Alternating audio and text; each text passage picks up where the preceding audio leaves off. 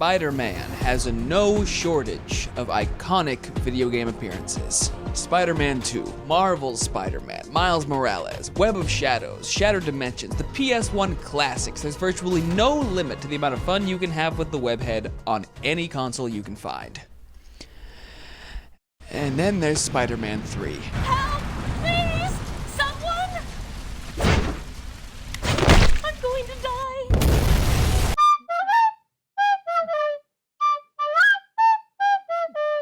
Spider-Man 3 is famous for being terrible, but there is no but. It is terrible. It's not the worst thing ever. It's not Leisure Suit Larry box office bust or Rogue Warrior. Suck my balls, my hairy fucking big balls. Wrap them around your fucking mouth. But even then, within the pantheon of Spider-Man games, it is bottom tier, right next to that weird Microsoft Paint looking ass monstrosity.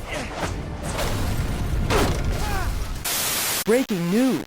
Spider-Man is fucking dead. Our story begins with a montage that sets up the adventure to come by introducing the game's rogues gallery, which is packed with famous villains like Harley Quinn, this guy, really good dancer, world-class sex pervert, Kraven, some dick. Hey yo, what the fuck? Mysterio, oh, it's that guy from all those other games. Venom! There's Scorpion. Uh-oh. Me waking up from a midday nap that lasted 5 hours. And of course, Sandy Cheeks. Now, as you may have noticed, this game includes nearly every villain that the recently released Spider-Man 2 contains, thus making them the same game. Sadly, contrary to what one might expect, Spider-Man 3's cutscenes are not of the same quality as those in Spider-Man 2. Take this scene, for example. Go get your boss. Tell him he's going down. With this clip, you can see that while they did get Tobey Maguire to reprise his role, he is just on Ambien the whole time. What's the magic word? Ow! I was thinking please, but whatever. I'm nearly certain this game isn't trying to be funny, and yet it's funnier than games that try to be funny. It really does have that Rogue Warrior magic. Goddamn Smith, tell me, motherfuckers. James Franco returns to his role as well, and is somehow worse than his co-star, clearly wearing his I really wish I weren't here right now button. Harry, please! I didn't kill your dad! Shut up! I don't want to hear any more of your lies. You're my best friend, Harry. I don't want to fight you. Yeah?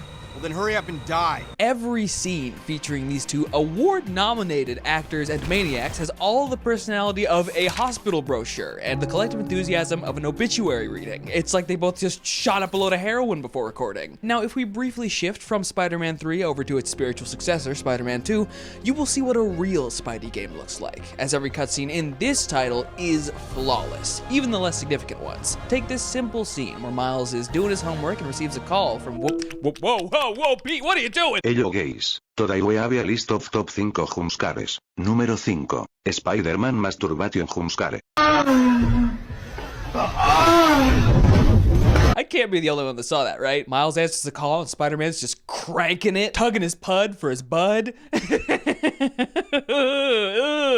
Whose idea was this animation? You couldn't have him doing anything else besides polishing his frame? What is he even doing here? It's a really bad sign that right there is the thing I remember most about the entire video game of Spider-Man 2. Like foreshadowing, I'm sorry. Okay, well, even if this version of Peter does expose himself on webcam, at least he actually saves people, whereas Tobey doesn't even try.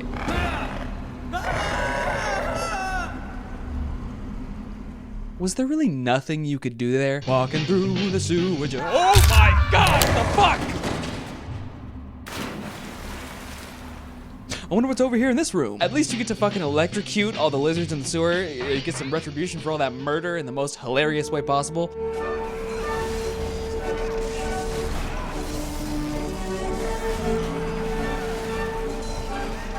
The ragdoll in this game is fucking stellar, by the way. It extends to Spidey himself as well. I was doing an underground mission on the subway tracks and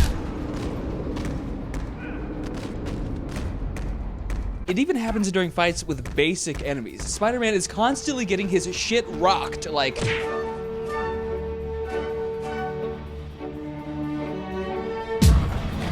So eventually, while searching through the sewers, you come across a bunch of lizards shish kebab, looking like a Renaissance painting, and then you continue forward. You continue running through the... You keep on running through the... Oh, God, stop it! You traverse through the sewers and find Kraven hunting the Lizard. I feel like I've seen this before. I gotta be real with y'all, after ruminating on Spider-Man 2 for a couple months, I'm pretty mid on it as a whole, in large part because that Kraven is such a one-note primary antagonist. The man is just a bipedal scowl in a music cue.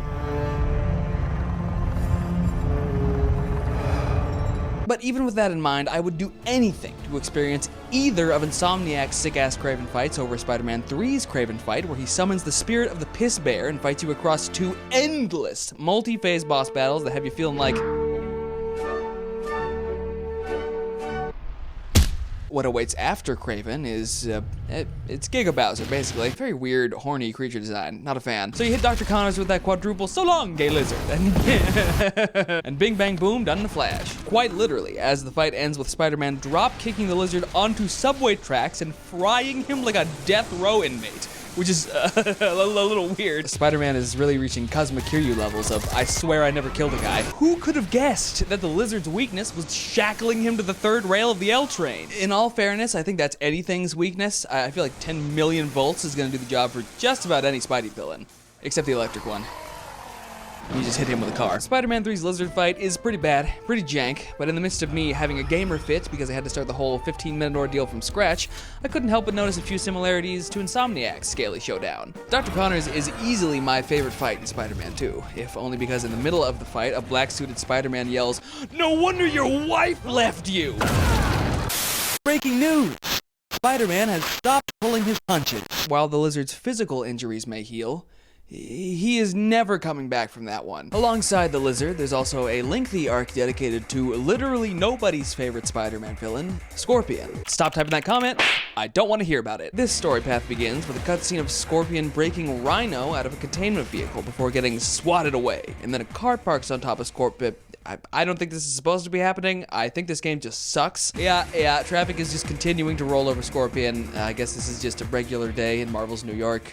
People gotta get to work. Now there's something that's really starting to stretch my suspension of disbelief regarding these new Spider-Man games. I can't understand why anybody would live in New York City, as it is literally hell on earth. Like, I get that it has the best bagels in the US, but there's no reason to go to the deli when there's a death cult actively branding people directly outside of the window. I'm sorry, but living in the same city as the Danicast is not worth the bi-weekly 9/11s or the Scorpion Men getting experimented on by Dr. Hillary Clinton. This whole Scorpion arc is a little bit of a treat because it subverts your expectations. It's actually about saving Scorpion as opposed to locking him back up. This version of Matt Gargles is an unwilling participant in a science experiment that's given him a giant metal tail and a fuckable head pussy. And he's really mad about the tail. He doesn't say anything about the head pussy. I think he's probably cool with it. You find the building Scorpion's being kept in by Crooked Hillary, and Spidey goes, "There's Scorpion!" Uh-oh, before he proceeds to infiltrate the lazily guarded fortress and hack a couple computers before getting jump scared by what looks like a thumbnail for Scorpion's self-insert 2007 Newgrounds game. What is this? This looks like shit. You actually play as Scorpion for a minute here, and I can't get over that image. You actually play as Scorpion for a minute here in a strange fixed camera beat 'em up, and I don't know, it's a clever diversion. Didn't make me want to turn my brains into raspberry jam like so much else of the game. After digging up some info on Scorpion and freeing him from his binds in the hopes that one day he'll be cured of his brainwashing, Spider-Man escapes from the Mega Biocon fortress by leaping and swinging his way to freedom.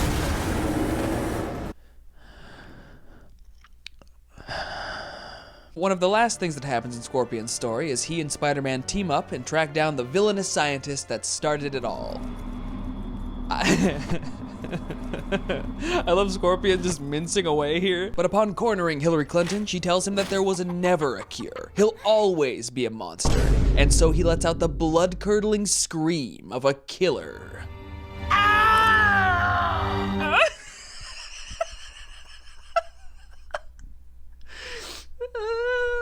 Fuck.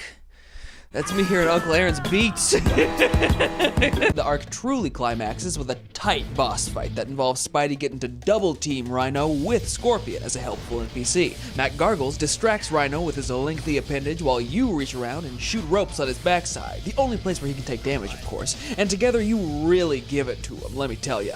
But he knows how to give it back. Rhino's getting heated halfway through and says, I'll ram this horn so far up you won't be able to sit down for a month. and then you got Scorpion. He's over here like, Back me up, Spider-Man. things are getting hairy, things are getting hot, and Scorpion's taking a pounding in the front just so Peter can hit it from the back. Get him off me! He's creaming me! Why is my dick so hard right now? Speaking of dicks, and I'm sorry, I don't have a better segue for this, but what's going on here? I'm sorry, I know it's not like a classy observation, but I couldn't help but notice Spider-Man's massive package that dogtails off to the right. It's weird, usually the dick and balls go underdefined in Spider-Man models, when in reality, he'd be moose knuckling. But here, like, whoa. How about those cheeks though? What do we got there? Ooh, pretty defined. Honestly, he is caked up, so I'm gonna put Toby's spider cheeks in the B tier of video game Spider-Man asses. Speaking hypothetically, if we were to rank them. Yet another villain that makes an appearance in Spider-Man 3's stacked rogues gallery is Mr. Gimme Your Jacket himself, Wilson Ham Hands Fisk, who's fitted out with a handsome suit and floral boutonniere that shows just how fine the artistic line is between rendering a rose and a prolapse. Kingpin himself doesn't have much to offer the narrative, aside from a scene where he's murdered by getting backflipped out a 30-story window before never being mentioned again. No sign of him. Could he have survived that fall?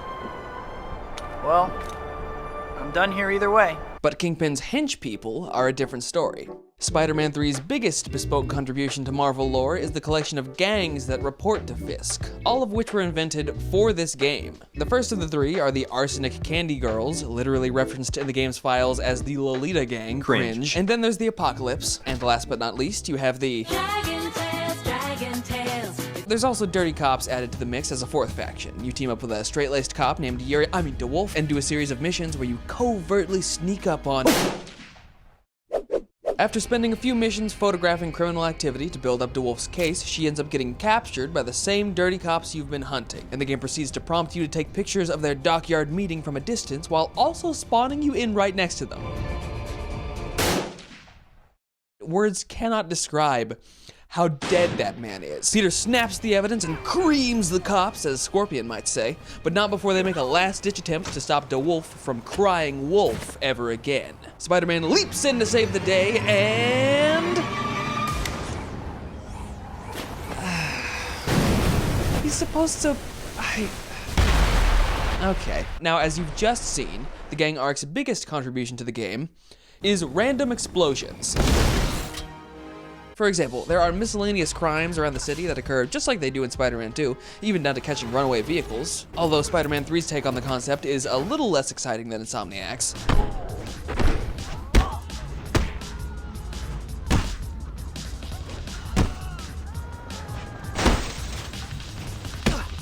I've never seen a game with brain damage. One of the random events you can happen upon are gang members spying on a penthouse with a telescope, which you can look through after defeating them. Alright, you know crime is happening because later on the Arsenic Candy Girls invade the Museum of Natural History, and you can tell crime is happening because my favorite example of this phenomenon occurs during a perfectly peaceful discussion with a random Chinese man. Why? What's going on? Well, you see, This happens during the Dragon Tales arc, who are a gang of ninjas, mysterious and stealthy. So of course they use the ninjas' favorite weapon, rocket launchers. Sadly, even with their arsenal of ninja abilities such as shooting people with rockets and jacking cars in broad daylight, the Dragon Tales can't seem to figure out how to line up their priceless ancient statues.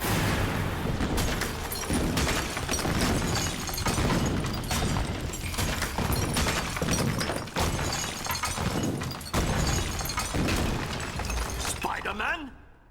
This scene Just like the extended shot of all the statues falling with nobody interrupting and then just cutting to the ninjas as they do nothing and the sounds continue. This is perfect comedy. Next in Spider-Man 3's lineup of villainous vandals is Luke Carlisle, aka the Mad Bomber, and to be frank, I've already forgotten everything about his bland-ass plotline save for one memorable sequence where the game completely shit itself while he invaded the Daily Bugle to kidnap gesticulating J. Jonah Jameson, probably for writing news articles or something like that. How'd you get my direct line? This town ruined me, and now it's payback time.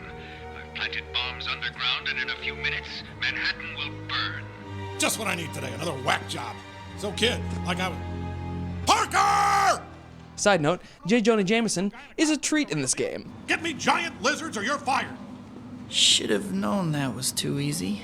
Guess I'll start looking in Gramercy Park. Cut.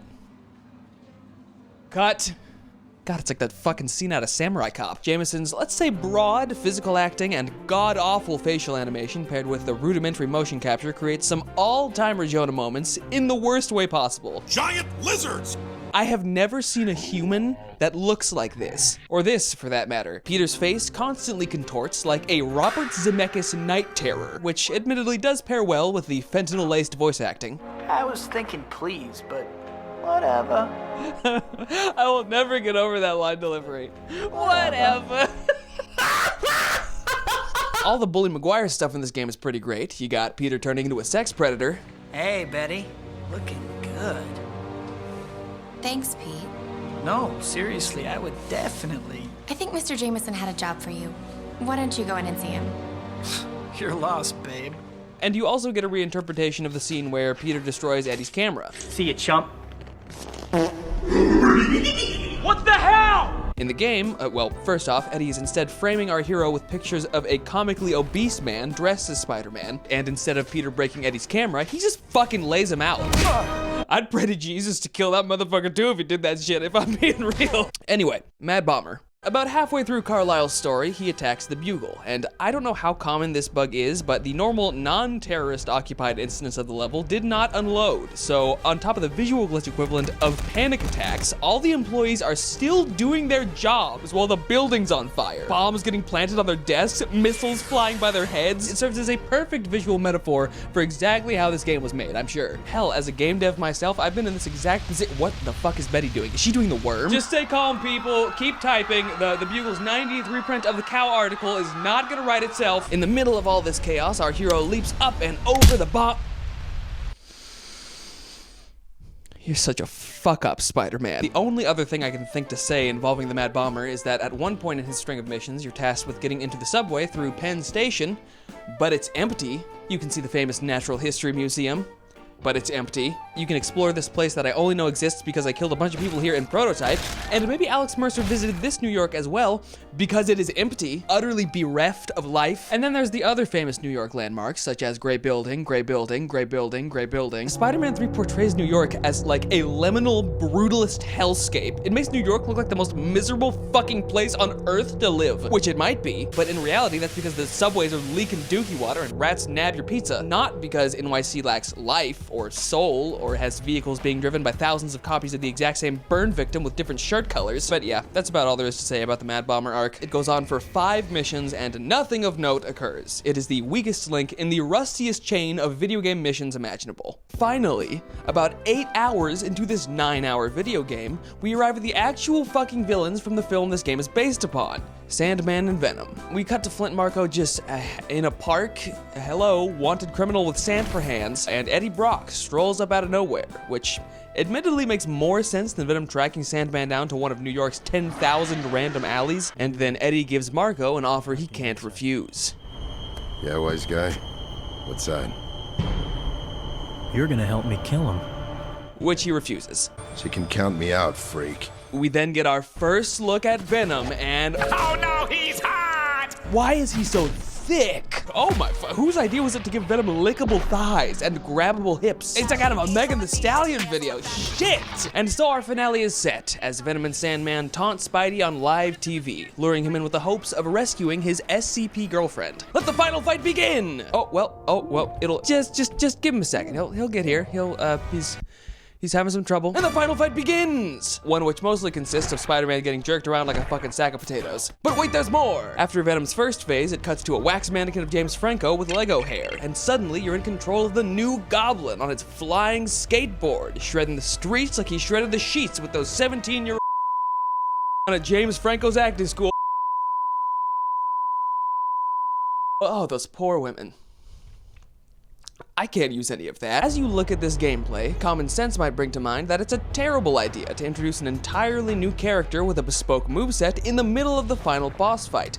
But there is no but. It is terrible. Imagine the amazing Venom level from Spider-Man 2, except if it was designed by someone who wanted to get you to turn off the game as quickly as possible. All you do is give yourself vertigo by flying in a circle for 5 minutes before experiencing a QTE that requires frame-perfect timing, where you have to start this whole fucking fight over again.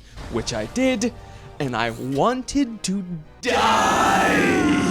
After a total of 4 separate boss phases, Spider-Man heaves a steel girder at Venom and dodges out of the way. God, what a fuck up! Spidey tackles Venom off the roof in a move that is surely a transition into a 5th and final phase where Pete uses the pumpkin bomb to blow up with oh my god! Breaking news! Spider-Man has fucking killed Venom. Yeah, Spider-Man 2 doesn't have shit on this. Lowenthal's over here like, I love you, while Maguire's pulling fucking stage fatalities on his villains. Fuck you, Venom, you thick-ass oh my god, the obtrusive bulge. Oh, why is it wiggling so much? I'm surprised this fight wasn't just Spider-Man and Venom mashing their weird-ass dicks together. We don't get any rendition or even mention of the death of Harry Osborn. The last time we see him, he's getting clotheslined before never being mentioned again. A running theme. And that's a tragedy, as it means we'll never get to see these animators try their hand at this face. At least we get the traditional final swing to round things out. And with that, we reach the end of Spider-Man 3. With all the interesting stuff out of the way, let's talk about the gameplay. Both combat and navigation in this game feel fundamentally fucked due to the sickening camera that feels handcrafted by the programmer to kill his epileptic son that he hates. God forbid you walk into an interior space or wall crawl ever. Take your fucking medication in advance, people. The combat is borderline experimental in a way, because as Spider-Man fights villains in the game, you are also fighting Spider-Man by trying to get him to do what you fucking want. Especially in the late game, this mostly results in having to frantically button mash to get anything done. That's your only option as you watch your special move meter charge so you can unleash Spider-Man's iconic move. Fun fact, when you're in the symbiote suit, all the names of the special moves change, and this one goes from Tornado Fist to Rafflecopter, which, far from its intent of making me laugh, actively makes me mad. However, the move is useful, far more useful than Dark Pinball, where Spidey transmutes into a man torpedo to bounce between enemies, and also random shit like metal detectors or newsstands that are 17 blocks away. Man, he is done with those fucking Bugle articles. The web swinging isn't as bad as you might have been led to believe. It's perfectly serviceable, but the problem is where it ended up going. I believe this game's web swinging, this game in particular's take on shooting ropes, is the reason we've had more automated swinging as opposed to more physics-based slinging for the last 15 or so years. Spider-Man 3 was the first game that took control away from the player while web swinging to the degree that it does. Its predecessor, Spider-Man 2, the original Spider-Man 2, was extremely tactile and physical in the way it portrayed Spidey's iconic traversal. It gave the player tons of agency, and its immediate successor, Ultimate Spider-Man, carried that same tune for the most part. Spider-Man 3 is the first time web swinging felt automated in order to seemingly ease the heavy burden of playing a video game, and whether you like it or not, it is the progenitor of where web swinging is right now in the Insomniac games. I'm not saying Insomniac's web swinging is bad. In fact, it's much better in SM2 than it was in the previous franchise entries. I'm just saying that this is where Insomniac's take started. This wonky bullshit. And I feel a little weird about it. It's like finding out you're like loosely related to Jeffrey Dahmer or something. One of Spider-Man 3's biggest shortcomings is the lack of alternate suits, a feature of every Spidey game since time immemorial. That was disappointing to see, especially after Spider-Man 2's recent release, which allowed me to play as, Urine Man, the bright white delight, symbiote suit with cock veins, whatever the fuck this is. What the fuck are you wearing? It's time for a Miles Morales original, you know? One of one. That shit's ass, bro. yeah, I gotta be real. The selection of suits in Spider-Man 2 just wasn't it, and ended up being Insomniac's weakest collection of suits to my eyes. You either get something aggressively over-designed with 1,000 unnecessary lines and segments, or you get something we've already seen, or you get movie suit. I stand by what I said fucking 5 years ago or something in my supplementary Spider-Man 1 video. Insomniac just needs to go all the way with their emphasis on suit diversity and build out a full suit customization system. Unlockable masks, eyes, bodies, patterns, textures, etc. would make for the ultimate open world collectibles for this series. They'd be the best imaginable incentive to have me doing every side quest in the game in order to fill out my closet of custom Spidey pieces so I can make my own personalized superhero suit. It would be sick. I feel like the palettes are sort of a step in that direction, so I'm holding out hope that Insomniac will take their love of outfits to its logical conclusion and give us full suit customization in the franchise's third full entry. And that is all I have to say about Spider-Man 2, or 3. Honestly, I didn't need to spend this much time on it. Spider-Man 3 can and should be described with only 3 simple words. This is bad.